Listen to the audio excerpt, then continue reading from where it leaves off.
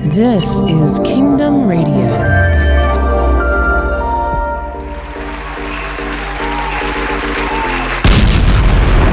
This is Kingdom Radio with your hosts, Ron and Laura Roby.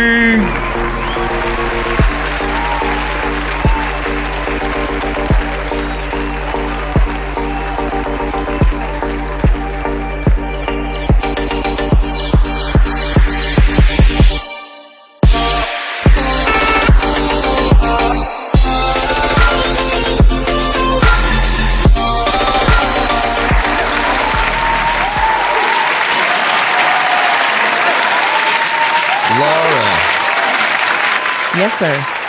This next person is actually thriving in the most competitive market in the United States. He's from Dallas, Fort Worth. This man is running Certified Lights. Mr. Scott Young, welcome to the show, Scott. Very much. I appreciate the opportunity to be with you. All right, there you go. So, Scott, I tell you what, Laura and I, we were kind of hawking your website and looking at the things that you do, and anyone with a Facebook page can see that there's training that you offer, and you got to be one of the best people in marketing that I've seen, you know, because you're everywhere. Anywhere you look, you see Certified Lights. Scott, tell us, how did you get started into the Christmas business? Well, it was a little bit of trial and error. I had a pest control business, and I was having to lay folks off every fall, which a lot of folks out there that do the service business have similar situations, and then try to rehire in the spring, and we all know what a pain that is. Yeah. And Sure. back when I started in 2006 in Dallas, I think we had 3% unemployment or less. It was a crazy time back then. And so I kept seeing Christmas lights out there, finally pulled the trigger and got started with that and never looked back. Heck yeah. I seen on the website, it was like, hey, man, I took a journey from $400,000 to $5.8 million annual revenue. Definitely sounds like someone we need to have on the show here at Kingdom Radio, and that's why we're honored to have you on here, Scott. Now, you took over your father's business. Now, there was something going, but it wasn't really being operated on the highest level. But tell us about that transition of taking, it's like kind of like that bar rescue, you know what I mean? Where you take a company and you turn it into like a highly profitable company. Tell us about that transition in business and your experience with that. Yeah, sure. It's a lot like that, where it was just kind of hobbling along. I was actually working with an oil company, happy with them and having a good career. My dad got sick with cancer, and so I went over to help him run that and then decided to go on full time. I just really enjoyed the entrepreneur after 10 years with a large corporation, and just really applied basic marketing, sales, getting out there, figuring out a pricing. There's always a way to improve a business. You're listening to Scott Young on Kingdom Radio. Scott, you know, I look at people who have a father in business, and I know that when you grew up, you had a chance to see your father in business. And from what I understand, your father was one of the best salesmen, just a hell of a salesman. And you got to see him operating a business. And I wish that in some way, I wish my dad had kind of taught me business. But you actually had a chance to see your dad in business and being a salesman and running a company. Maybe it wasn't running it like the way that you're running it, but he was running it, and it was kind of a platform that you can get there. And one of the takeaways that I had of that experiences, I think if I would have had more training at the very beginning when I started my business, I wouldn't have made some of the stupid mistakes that I've made earlier in my career. And I think that the training that you offer, I've done my research and I've seen that you have one of the best trainings in the country, especially in the Dallas, Texas area. The training that you offer, I could have eliminated and maybe avoided and navigated through some of those stupid mistakes I made. So that's why I think the training is so valuable for someone getting into the business. Can you talk to us about your training and what you're offering to the marketplace right now? You're listening to Scott Young on Kingdom Radio. I'll give you a quick background. So when I took over my dad's business, we grew the pest control. We eventually added the Christmas light installation business, like we talked a little bit about after me trying to figure out something to add on business for the off season. Sure. And then we grew that, and it was a huge, I think this is important for folks to know, especially who have a main business, whether it's window washing, lawn maintenance, pest control, any service business. Roofers. There's so many businesses that have that bell curve in the summer that this is such a great add-on piece of business and can really cash flow your business. Mm-hmm. It's way higher margin than most of the service businesses. I think pest control is in the 12 to 15%, but my mixed margin with Christmas lights was probably closer to 20%, which is huge. And then I took that cash flow Christmas light and kept plowing it back into both the Christmas lights, but especially the pest control. And that's where I got to that $5.8 million a year of revenue. Just reinvesting in my business, allowing that cash flow from the Christmas lights to help the other grow. And then they continuously grew together. You're listening to an exclusive interview with Scott Young on Kingdom Radio. One of the things that I did when I first started Christmas lights back in 2006 was get a week-long training, and I paid $5,000 for it. And that was literally the best $5,000 I've ever spent. It really allowed me, as you were saying, Ron, to avoid some of the basic pitfalls you go into without that training, where you're saving yourself money and time by knowing what not to do or what to do, and really make sure that those customers that you come across are going to be happy and return to you. So you've got that base the next year. And that's what grows whatever industry you're in, is that repeat customer, those customers that come back every year, and you don't have to spend the money on the marketing, the sales, and the advertising, all that goes into it. Right. You know, the thing about the Christmas business that's different than most businesses is it's so seasonal that every day is so valuable, and your time is so valuable because you only have a short window to make all the money for the year, especially the guys who are doing Christmas lights all year round. That's all they do. Your window is so small that you have to be so organized, and you need to be prepared, and you need to be able to multitask like 100 things at one time.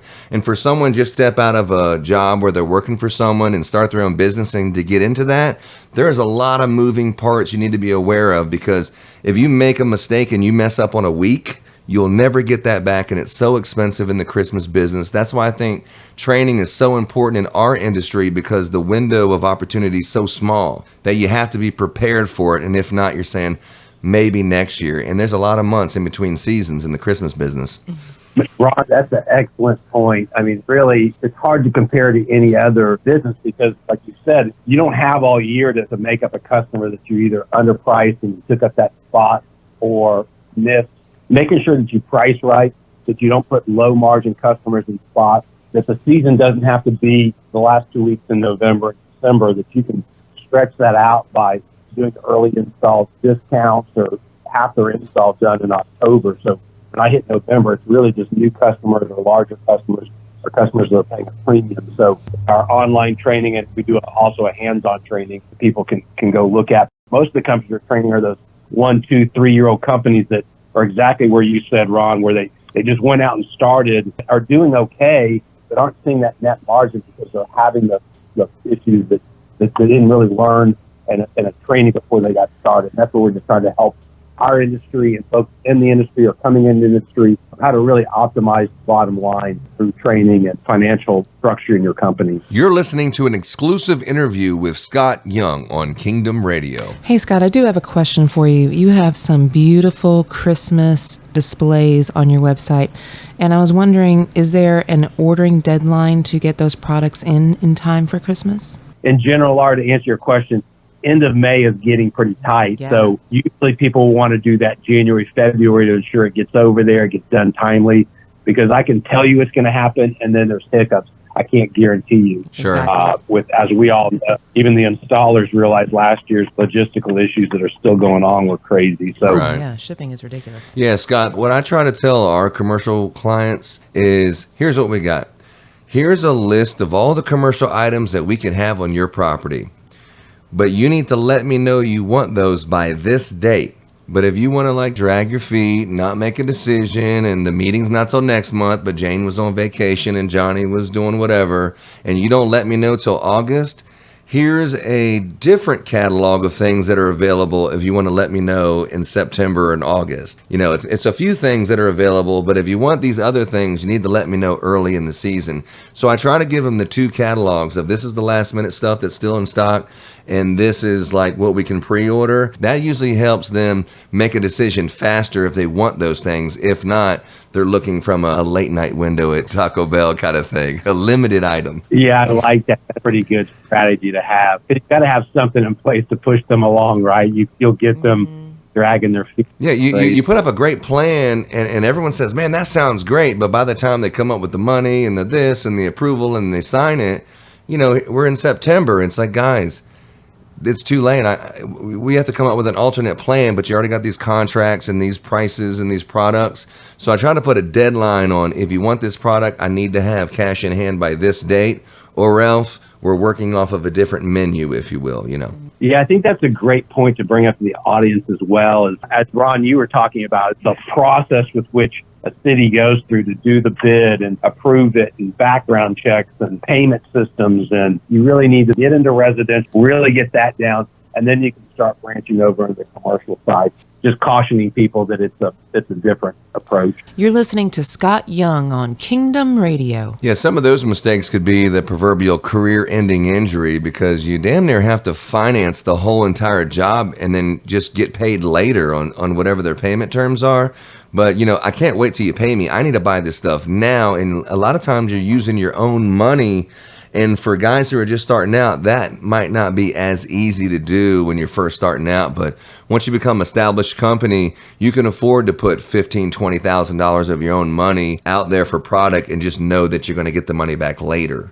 But it's hard to do when you first start. That's a perfect point. That's hit the nail on the head. I just got a $51,000 city bid a month ago, and I had to put up a $5,000 bond in advance. Just to bid on it. It's crazy just to bid on it. It's just, again, a different game. When you get half up front before you even start the work, there's not many businesses you can do that in. But on the commercial side, not only do you not get it up front, sometimes you don't get it until well after you've installed. So to your point, Ron, you're financing their project. Mm-hmm. And that net 30 is like 90. Yes. There's a wise point you made. Do you have any new products that you guys are bringing to the market that, you might not find in these other places that are around you that sells? Yeah, we do have a few products that I think are a little bit unique. One is our filament C9 bowl. What I really like about it is I've worked with our factories in China to get the Kelvin grade exactly like an incandescent looking bulb. So not only does the filament give you that incandescent look from the bulb, but the color of it is exact. I've got a certain customer I have that has this famous football team in Dallas. Mm-hmm. Okay, no, that's not making any sense yet, but go ahead. His wife had used LED, and at this point, this was years ago, I thought, we're not doing incandescent anymore. It's a nightmare. I don't know if you started, you passed the incandescent stage. You literally had No, I thought, I said, how much is the LED and how much is the incandescent? They're like, well, one's 25 cents and one's $1.25. And then I was like, I'll take the 25-cent one. And you don't realize it until you're blowing circuit breakers and burning lines and stuff that, I should have just paid the extra $1 and charged it back to the customer. But you don't think like that when you first started. You want to buy the cheapest stuff, and then you just learn by error, that the incandescent, but people are still doing that today. Yeah, we don't use incandescents anymore. They all.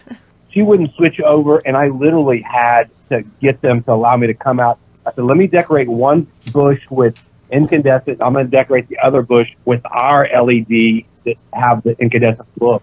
And they came out and said, we can't tell the difference. You got the job. You're listening to Scott Young on Kingdom Radio. And then this year, we're having our wreath strung in China. We've always just done unlit and strung them ourselves because the pre-lit always have along the spine inside the wreath. Yeah. And we never were happy with the brightness of them. So we were always stringing in extra lights around the exterior. And then we finally decided, well, let's just buy unlit and string them all on the exterior ourselves, which we've done for 4 or 5 years.